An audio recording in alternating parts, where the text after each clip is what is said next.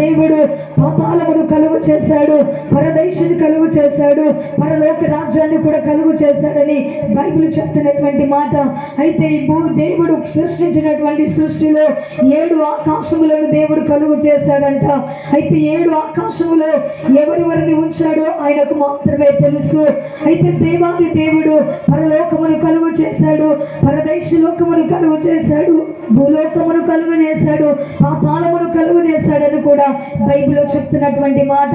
అయితే దేవలోకం ఉన్నది, దేవదూతల లోకం ఉన్నది, అయితే భూలోకం ఉన్నది, పాతాళ లోకం ఉన్నది, పరదేశమైనటువంటి లోకము కూడా ఉన్నది.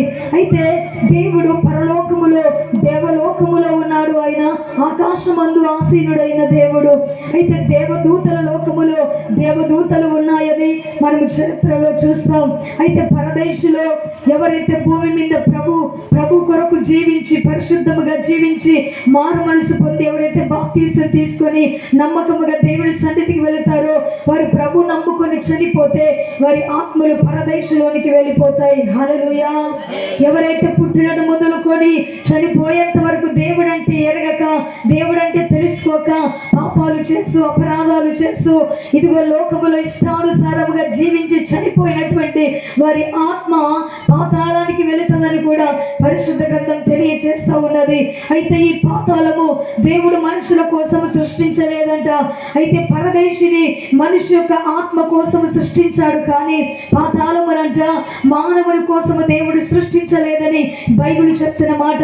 పాతాళముని దేవుడు ఎందుకోసం సృష్టించాడంటే పరలోకములో దేవుడు సింహాసనం మీద ఆసీనుడై కూర్చున్నప్పుడంట. అయితే దేవునికి పరలోక రాజ్యములో 7 ప్రధానమైన దేవదూతలు ఉన్నారట.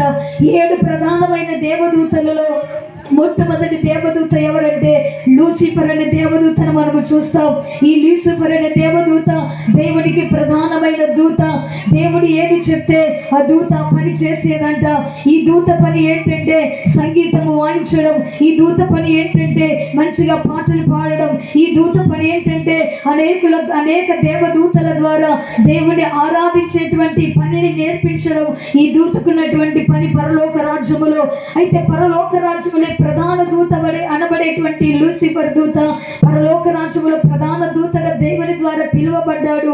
అయితే ఒక రోజు ఆ దూత అనుకున్నదంట, ఏమనుకున్నదంటే ఇదిగో దేవుడు నిజంగా దేవుడు చెప్పినట్టుగా నేను చేస్తా ఉన్నా కదా, నేను 7 మంది దూతలలో నన్ను ప్రధానమైన దూతగా దేవుడు చేసుకున్నాడు కదా, అయితే నేను ఇంత గొప్ప స్థితిలో ఉన్నాను కదా, దేవుడి సింహాసనం మీద కూర్చొని దేవుడు ఏదైతే నాకు చెప్పాడో దాన్ని నేను చేశాను కదా, అయితే అనేక మంది దేవదూతలు కూడా నేను చెప్పినట్టుగా వారు కూడా చేస్తున్నారు కదా, నేను సంగీతం కొడుతుంటే నేను పాట పాడుతుంటే పరలోకం ఒక 2 వైకుంఠముగా మార్చబడుతుంది కదా, అయితే దేవుణ్ణి కింద కూర్చోబెట్టి నేనే సింహాసనం మీద కూర్చున్నాలని ఆ దేవదూత అనుకున్నదంట. హల్లెలూయా. అయితే ఈ దేవదూతకి ఏమొచ్చినదంటే గర్వం వచ్చినట్లుగా పరిశుద్ధ గ్రంథములో చూస్తున్నాం.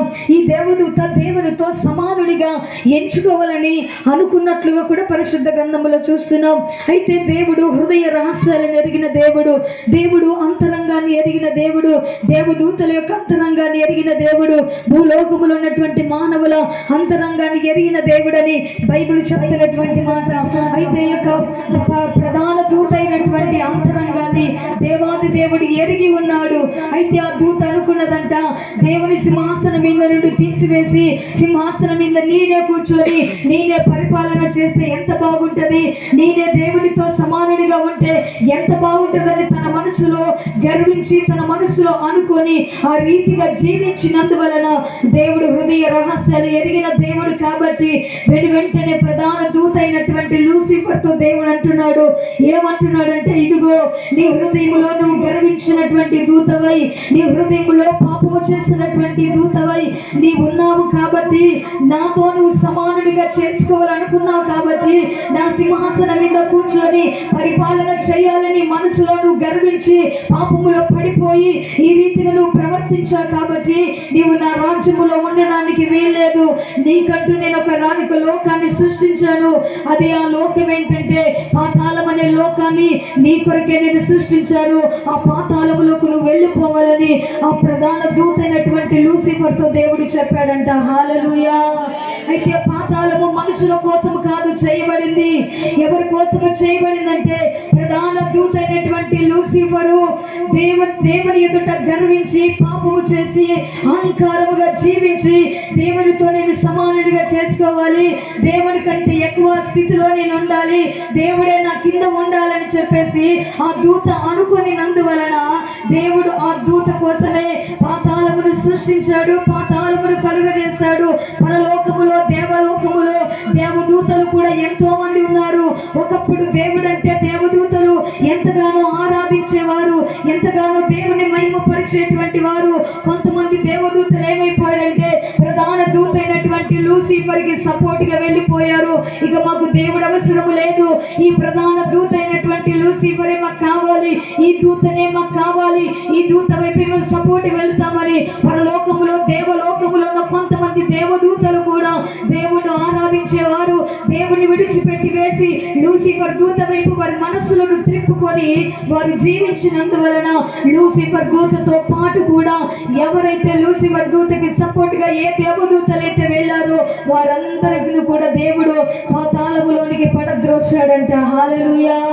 అయితే మనిషి కోసము పాతాళము కాదు, కానీ పరలోకములో దేవుని సింహాసనం ఎదుట ప్రధాన దూతగా పేరు పొందినటువంటి ఆ దూతకి పాతాళమును దేవుడు కలుగజేశాడు. ఆ దూత యొక్క పక్షముగా ఏ దూతలైతే ఆ దూత పక్షముగా ఉన్నారో వారందరి కోసమే దేవుడు పాతాళమును సృష్టించాడు, కానీ మానవుడి కోసం పాతాళమును సృష్టించలేదు. అయితే మానవుడు కూడా పాతాళములోనికి వెళుతాడు. ఎవరు వెళుతారంటే పాపము చేసేవాడు పాతాళములోనికి వెళ్ళిపోతాడు. దేవుడి కొరకు పరిశుద్ధంగా ఉండేవాడు కానీ వాళ్ళ ఆత్మ పరదేశంలోనికి వెళ్ళిపోతుంది. దేవుడి రాకడ వచ్చినప్పుడు దేవుడి తీర్పు జరిగిన తర్వాత వారు పరలోక రాజ్యములోనికి వెళ్ళిపోతారు. హల్లెలూయా. అందుకే ఎవరు చేసినటువంటి పాపము వారినే పట్టుకుంటుందని బైబిల్ చెప్తున్న మాట. సంఖ్యాకాండము బైబిల్ ఉన్నటువంటి వారు సంఖ్యాకాండము 32వ అధ్యాయము 23వ వచనాన్ని చదవండి. సంఖ్యాకాండము 32వ అధ్యాయము 23వ వచనాన్ని చదువుకుందాము. మీరు అట్లు చేయని ఎడల యెహోవా దృష్టికి పాపము చేసిన వారవుదురు గనుక మీ పాపము మిమ్మును పట్టుకొనును. చాలండి. ఇక్కడ మనం ఒక మాటను చూస్తాము, ఏంటంటే మీ పాపమే మిమ్మును పట్టుకొనును.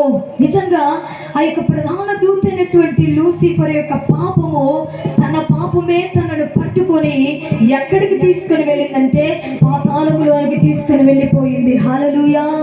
ఎంతో ప్రధాన దూతగా ఉన్నటువంటి, ఎంతో దేవుని దగ్గర ఎంతో సాక్ష్యం కలిగి, ఎంతో పేరు కలిగి, ఎంతగానో ప్రభుని స్తుతించి ఆరాధన చేసి ఎంతగానో ఉన్నటువంటి ఆ దూత తన మనసులో హృదయంలో గర్వించి పాపములో పడిపోయి ఈ రీతిగా జీవించినందువలన తన పాపమే తనను పట్టుకొని ఉన్నది. దేవుని ఎదుట ఉన్నప్పుడు ఆ యొక్క లూసిఫర్ దూత దేవుని దగ్గర ప్రధాన దూతగా ఉన్నప్పుడు, నిజంగా ఒక వెలుగు దూతగా పరలోకములో దేవుని దగ్గర ఉన్నప్పుడంట ఆ దూతకి ఎంతో సాక్ష్యం ఉన్నది, ఎంతో పేరు ఉన్నది. ఆ దూత పేరు చెప్పగానే చాలా మంది కూడా ఆశ్చర్యపడిపోయేవారు. అంతగా ఉన్నటువంటి ఆ దూత హృదయంలో గర్వించి పాపము చేసింది, తన యథార్థతను పోగొట్టుకుంది, తన మంచి సాక్ష్యాన్ని పోగొట్టుకుంది, తన మంచి పేరును పోగొట్టుకొని దేవునికి వ్యతిరేకమైనందువలన ఆ దూత పాతాళములోనికి పడద్రోయబడింది. అయితే దేవుడు హెచ్కేల్ గ్రంథములు ఇప్పుడు చదవద్దండి, హెచ్కేల్ గ్రంథములు ఒక మాట అన్నాడు, ఇదిగో నా ఎదుట నువ్వు నివసించినంత కాలము పాపము నీ యందు ఉంచుకొని నువ్వు యథార్థవంతుడుగానే కనిపించావు, కానీ ఈ రోజున నీవు హృదయమున గర్వించినందువలన నువ్వు పాతాళములోనికి వెళ్ళిపోవాలని దేవుడు చెప్పినట్లుగా పరిశుద్ధ గ్రంథములో మనము చూస్తున్నామండి. నిజంగా ఎవరి పాపమే వాళ్ళని పట్టుకుంటుందని బైబిల్ చెప్తున్నమాట.